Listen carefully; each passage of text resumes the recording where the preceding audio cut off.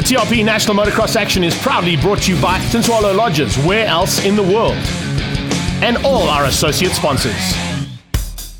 Welcome to Phakisa MX Park for the penultimate round of the TRP National Motocross Championships. It's a fantastic effort that's been put in by the team here, and they have created a fabulous circuit for the penultimate round. This time out, we're going to be looking at the 65s, the 125s, and the MX2s, and everybody out here in Phakisa's come out to watch as well. That's really good to see, because all of a sudden, there's a big resurgence to come to Phakisa Freeway and be part and parcel of some great championship action. Particularly on the dirty stuff, and at Phakisa MX Park, we're going to be in for some great action, there's no doubt about it. A couple of championships could be wrapped up here today. I don't think many people realize how much effort gets put into creating a circuit like this, not only from the circuit side, but from the sponsors and from the Motocross Commission. There's a huge amount of effort that gets put in to ensure that we can go racing and that everybody can battle hard, particularly for these final championship points that are available. The flags are up, and it looks like down in the gate, 65cc's ready to go now. The front end of this field, it's Neil van der Vyver who's looking to try and wrap things up. He's got a bit of a fight on his hands. Liam Boerter kept him honest at the previous round. You can see a couple of guys using additional steps there just to keep them upright. And Blake Frost ready to go now in the gates. Final bit of check there from our COC. The board is about to change from 15 seconds to 5. You'll see those eyes go down, and here we go for MX65s. Down towards turn 1, Bridgestone corner. Looks like it's a 747 there. Jordan van Wyk looking for an opportunity to take the whole shot. He's got it. He goes through there and leads things out, but right on his tail and flying through there is Van der Vyver. Van der Vyver got a good start as well. He sits in second place. In fact, no, he sits in third. It was a fantastic start from Liam Boerter, who just squeezed him out through the top section. Going past that Tinswallow step up, he managed to just get ahead. Ooh, nearly going down there, Trey Cox, catching a little bit of the dirt that's now started to rut up compared to what they saw earlier on today in the practice sessions. Remember, these guys run the full circuit, so they're definitely going to feel the effects on the small wheels now. And there you have it. Oh, and getting clipped as well. 423 Aston Martin with nowhere to go, and the rider going down there with a big problem. A rider at the top end of the field as well, just past that Tinswallow step up. There's a big issue, but the top three now are starting to get away. Van der Vyver is starting to close down on Boerter.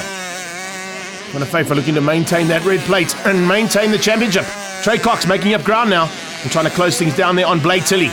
Good run there from the local man. He's had a fantastic outing. Change up for the lead. Wow, there you go. Liam Boerter hits the front and gets ahead. Jordan van Wyk had no answer there, and he's now going to have to watch out in the rearview mirrors, because here comes Neil van der Vyver.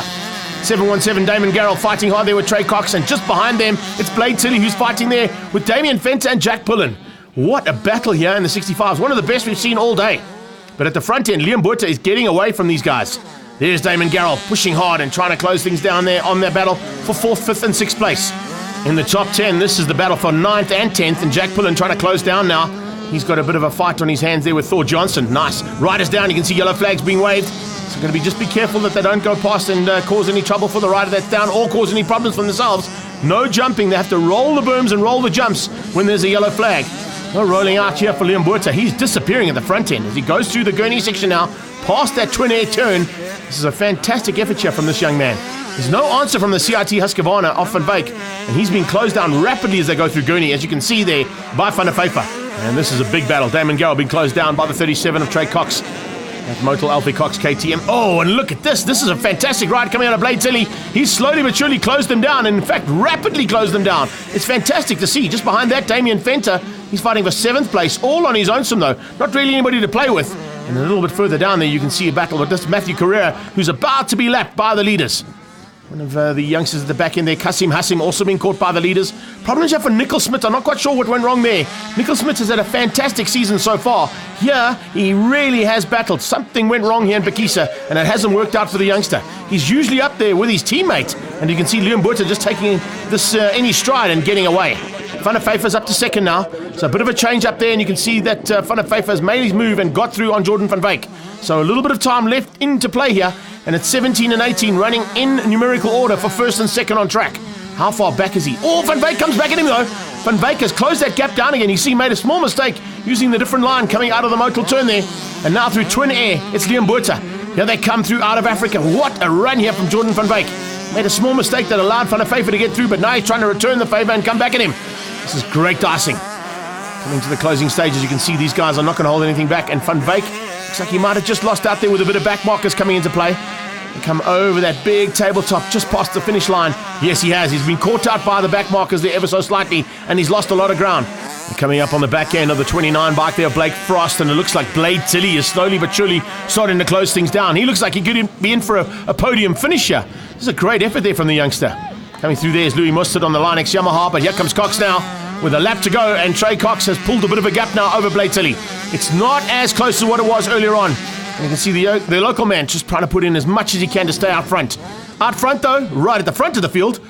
Look at that, through the whoops, and absolutely no worries at all there for Liam Buerta. One more look over the shoulder just to make sure that Neil van der Vyver is not too close.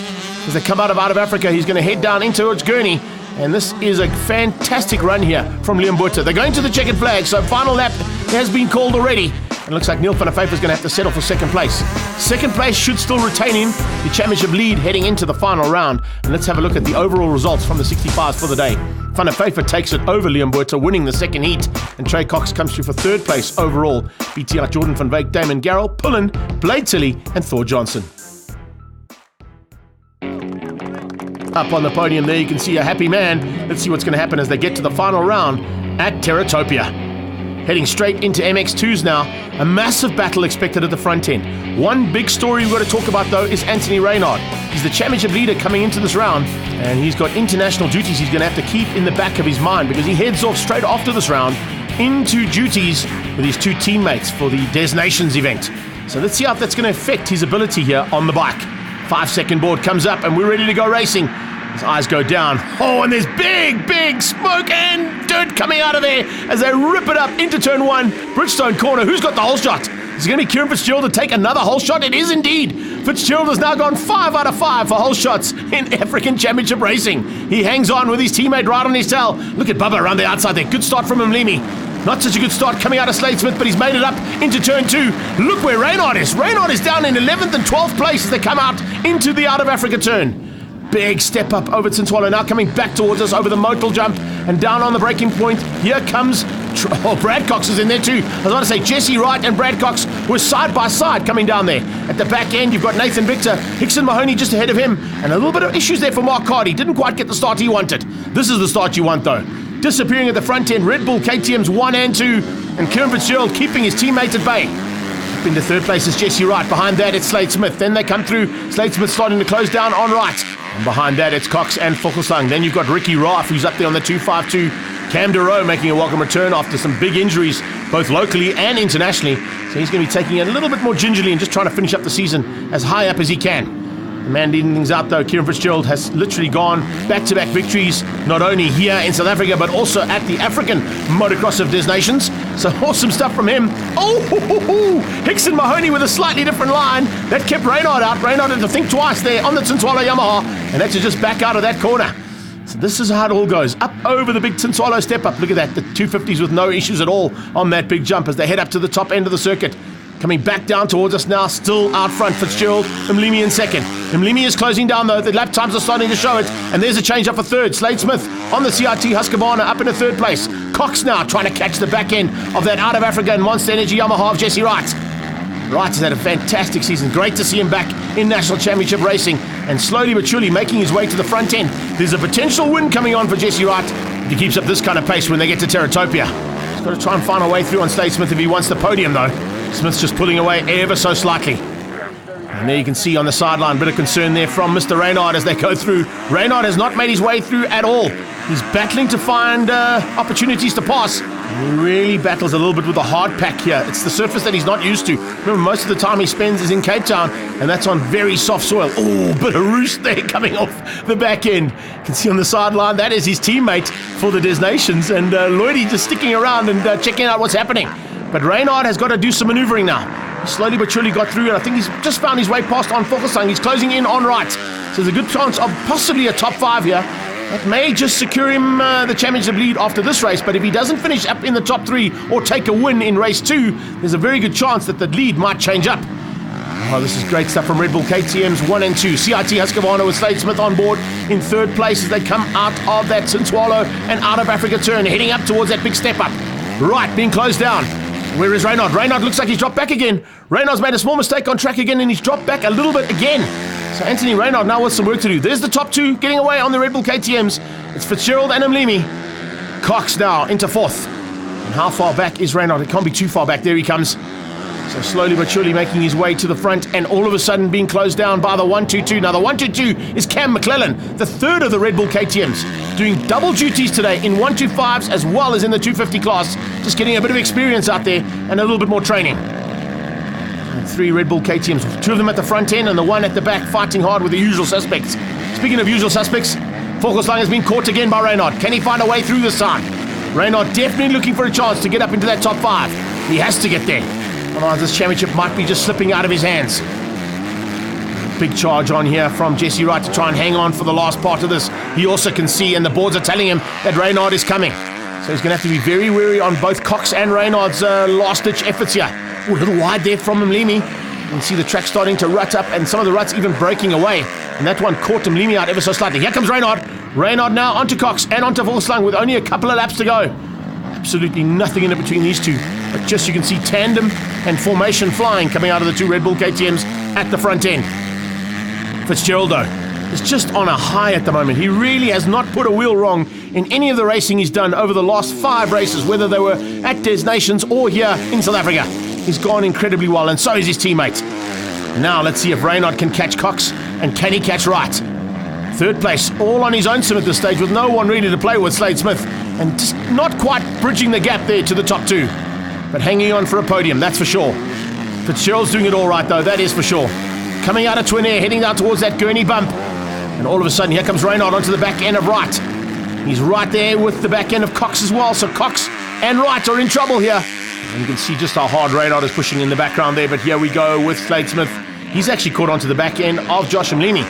So they might just be taking it easier. Remember, it's a long 18 minutes out there. It's a tough day in the saddle when the track starts to rut up. You can see different lines on those jumps now. You cannot afford to cross-rut those bikes going into the jumps. Otherwise, you could be ending up very sore on the sideline. Cam McClellan having a fantastic run here in the closing stages. He's got right onto the back end there of Johan Phakisa and fighting with Ricky Roth. So Mlimi comes into the Thor turn, and he sits in second place. But that's how close his arch rival is in terms of Slade Smith. Different lines at the top end of the circuit here just after that Swallow step up. It's so good to see most of them using that inside line with the jump as opposed to taking the fast one round the outside. Right being closed down now by Reynard. Looks like Reynard's got through on Brad Cox, so Cox dropping back slightly. He'll be out of the top 5 if he stays where he is right now. 1 and 2 go through. Here comes third place, and Slade Smith trying to catch the back end of Mlimi. He did make up some ground. And Mlimi's doing the same thing out of Fitzgerald, but Fitzgerald might have just rolled off ever so slightly. Just concentrating on getting the job done and getting to that checkered flag. Important that he gets that checkered flag. It's going to bring him into contention for another championship. Jesse Wright's in trouble. It's a Yamaha battle here. It's Swallow Yamaha versus the Out of Africa Yamaha, and they're both going at it for the final part of this race. Cox has dropped back ever so slightly. He's lost some ground there, but he's also been closed down by Phakisa in the closing stages too. So we got 2 KTMs and 2 Yamahas fighting for what could be the end of the top 5. Oh! Big one there! And going down, Hickson Mahoney makes a big mistake. Being helped out by the medic who actually fell over trying to get the bike off him. But thank goodness the medic was there to sort him out almost instantaneously. So Kieran Fitzgerald's got 1 to go now as he heads into the closing stages here of Heat 1. His teammate Josh Mlimi is right there. So it's Red Bull TRP KTMs 1 and 2 on the road.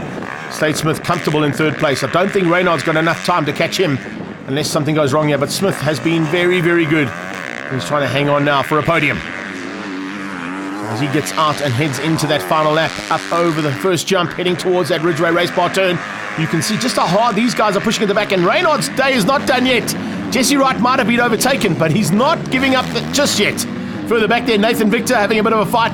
You can see he's been with Mark Carty all weekend long. Cam McClellan's in there as well, so is Cam DeRoe. And those guys also fighting for top 10 honours. Just outside the top 10 there is Carty at this stage. You can see all of a sudden Hickson Mahoney has got back up again, and so has Ricky Roth. Cam McClellan, well, he's just taking it easy out there. Remember, getting a bit of experience on a 250. It'll be the first or second time he's ever ridden a 250, so good to see this, and good to see the crowds coming out here to support. For the first win, it's Red Bull KTMs 1 and 2 across the line. And Mlimi comes through. In fact, it's 1, 2, and 3, because it looks like Cam McClellan just snuck in between the two of them to get all 3 bikes across the line almost instantaneously. Confirmation of that first race result, though. Fitzgerald takes it ahead of him, Lemy. The two Red Bull KTMs 1 and 2 ahead of Slade Smith on the CIT Husqvarna. Then it was Reynard, Jesse Wright, Brad Cox, Phakisa and Ricky Raff on the Summit Racing bike in 8th. Yeah, it was good. Josh and Kieran were on it. I couldn't catch them. I fatigued through the second half of the motor, but I managed to hold on third with Anthony behind me. Just like to thank my team, CIT, Dunlop, Fly, Liqui Moly, and my mom, my dad, everyone else behind me that supports me. Thanks.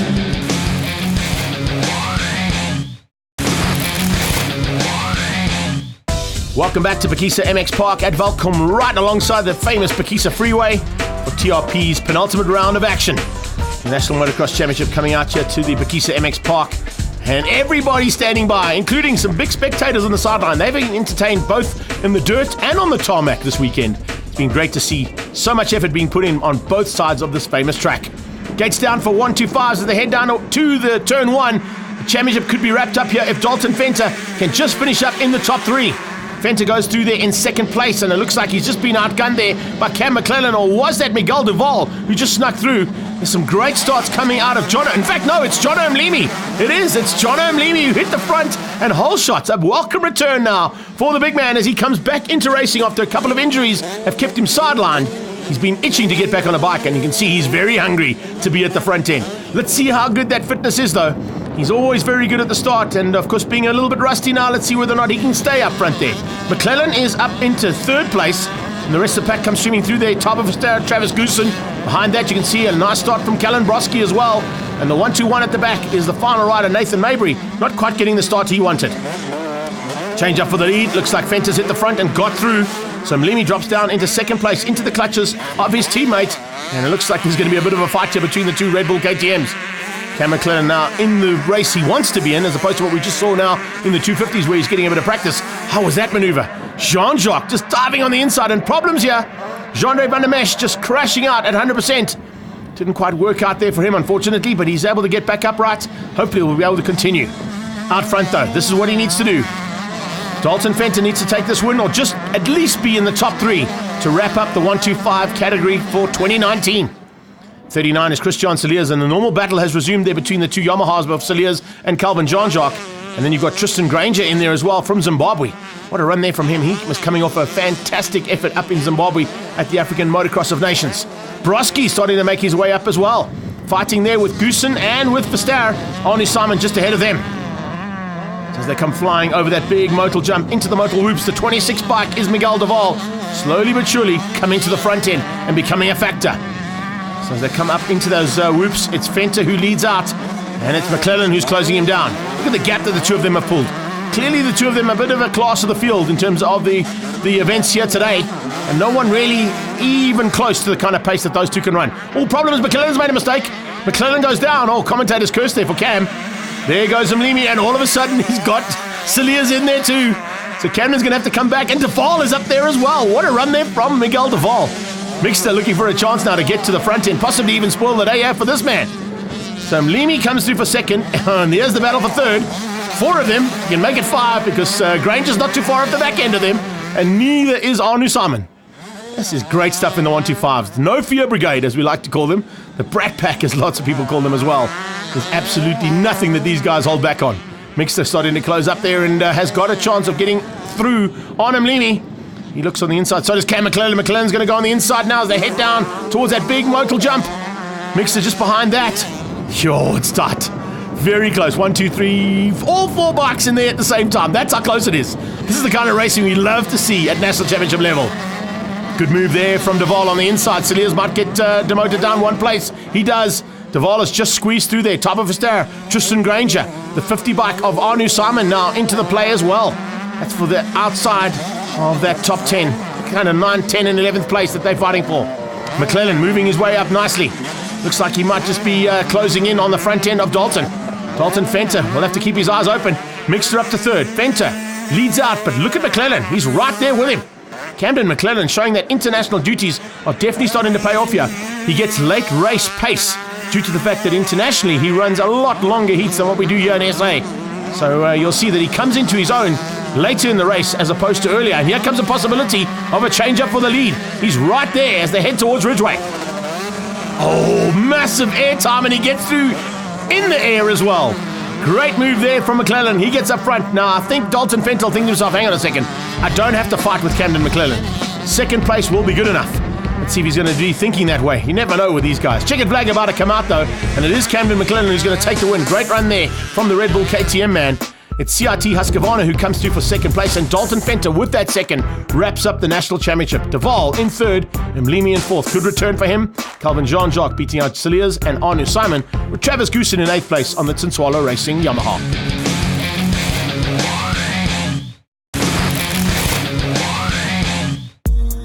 Welcome back to Phakisa MX Park and our penultimate round of the National Motocross Championship, proudly brought to you by TRP and our associate sponsors. See a little bit of water being put down between the heats due to the fact that the wind picked up so badly and started to dry the circuit out. Dust became a big factor. Cam McClellan, after taking a win in the 125s, will definitely be looking for a chance now to possibly take a win in the 250s. But his two teammates are going to be the guys he needs to catch. Fitzgerald and Mlimi have been the class of the field, and only Slade Smith was able to run with their pace in race 1. Gates drop for race 2 and they head down towards turn 1, Bridgestone corner. And it looks like it might be Slade. No, it's not. Yo, it's literally the Red Bull Armada coming through there. What a start there once again from Kieran Fitzgerald. Side by side with Mlimi and Cam McClellan having to back out as they go down into turn 2 and up towards that Tinswalo step up. Amazing stuff through Pro Taper. Different lines coming out of Mlimi and from Fitzgerald. Fitzgerald takes that inside line. Caught a couple of riders out in the MX1 class last week, you would have seen. But now it is a formation flying again at the front, and Slade Smith back into his usual spot of third. But under big attack, almost instantaneously there, from Brad Cox. Cox right up there. Mark Carty with a better start. He's now ahead of the 214. Looks like Jesse Wright didn't quite get the start he wanted, that's for sure now. A little bit further back than what he saw in race 1.